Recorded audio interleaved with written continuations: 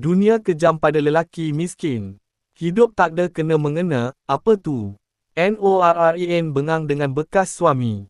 Sebelum kita melangkah jauh, yang belum lagi subscriber, apa kata anda subscriber dan tekan butang loceng untuk notifikasi video selanjutnya?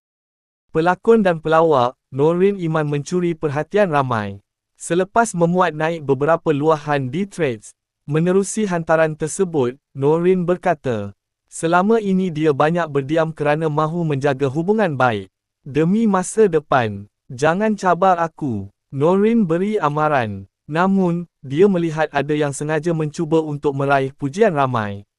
Sedangkan individu itu tahu apa yang berlaku sepanjang perkahwinan. Walaupun nama tidak disebut, luahan ini dipercayai ditujukan kepada bekas suaminya, Razi Razak berdasarkan respon balas Norrin. Di ruangan komen,